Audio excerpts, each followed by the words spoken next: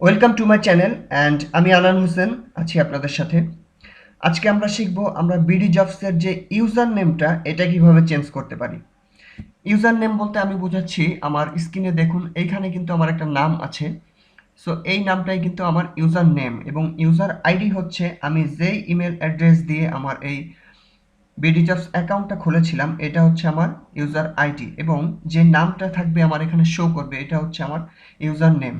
আপনি কোনো জবের ক্ষেত্রে গেলে সেখানে কিন্তু আপনাকে আপনার ইউজার নেম দিয়েই কিন্তু আপনাকে ডাকা হবে। সো আপনার ইউজার নেম এবং ইমেলের ইউজার নেম যদি এক না থাকে সেই ক্ষেত্রে কিন্তু আপনার একটু প্রবলেম হতে পারে। সো সেখানে আপনি কিন্তু রিজেক্ট হয়ে যেতে পারেন। সো যদি এরকম প্রবলেম থাকে সেই ইউজার নেমটা আমরা কিভাবে চেঞ্জ করে নিতে পারি সেটাই আজকে আমরা শিখব। সো চলুন স্টার্ট করি। প্রথমেই আপনাকে চলে আসতে হবে আপনার যে BDjobs অ্যাকাউন্টটা, সেইখানে আমি ফোন এবং কম্পিউটার দুইটা থেকে কিভাবে করা যায় শেখাবো। সো চলুন আজকে আমরা কম্পিউটারেরটা দেখে নিই। সো এইখান থেকে চলে যাবেন আপনি অ্যাকাউন্টে, অ্যাকাউন্ট থেকে আপনি চলে যাবেন এখানে দেখুন লেখা আছে মাই BDjobs, এখানে আপনি ক্লিক করে এখানে চলে আসবেন।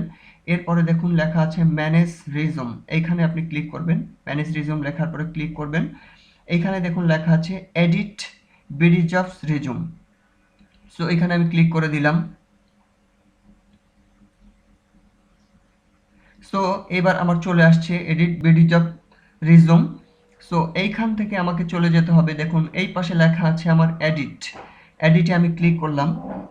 ক্লিক করার পরে আপনাকে এই যে প্রথমের যে নামটা আছে ফার্স্ট নেম এবং লাস্ট নেম আপনি এখান থেকে চেঞ্জ করে আপনার যে নামটা আপনি সেটা দিয়ে দিবেন। আমি এখানে দিয়ে দিচ্ছি আমার যে নামটা সেটা, আমি এখানে আমার নামটা দিয়ে দিলাম। আমি পরেরটুকু এইটাই রাখছি, আনান হোসেন আমি রাখবো। সো এইভাবেই আমি রাখলাম। রাখার পরে আমি এখান থেকে একদম নিচে দেখুন এখানে সেভ লেখা আছে, আমি সেভে ক্লিক করলাম। ক্লিক করার পরে আমার কিন্তু এটা সাকসেস হয়ে গেছে। এবার দেখুন আমি যদি এখানে একটা রিফ্রেশ দেই তাহলে আমার কিন্তু এখানে শাহিন হোসেন বাদ দিয়ে আমার কিন্তু এখানে আনান হোসেনটা চলে আসবে। দেখুন এই দেখুন এখানে কিন্তু আনান হোসেন চলে আসছে, পরেরটুকু দেখাচ্ছে না, আমাদের শুধু আনানটা দেখাচ্ছে। সো আপনাদেরও সেম একইভাবে আপনারা ইউজার নেম চেঞ্জ করে নিতে পারবেন। এইবার আপনি যদি চান যে আপনার নামটা আপনি ফোন থেকে ঠিক করবেন সেই ক্ষেত্রে আপনি কি করবেন। সো আপনার যে BDjobs-এর যেই অ্যাপসটা আছে সেই অ্যাপসে আপনি চলে আসবেন। এরপরে মোড়ের উপরে একটা থ্রি ডট চিহ্ন আছে, এটা ক্লিক করবেন। এটা ক্লিক করার পরে দেখুন প্রথমেই আছে আমাদের ম্যানেজ রিজুম, একদম উপরে ম্যানেজ রিজুমে আমি ক্লিক করলাম। এইবার দেখুন ড্যাশবোর্ডের পাশে আছে ভিউ অ্যান্ড এডিট রিজুম, এটা আপনি ক্লিক করবেন।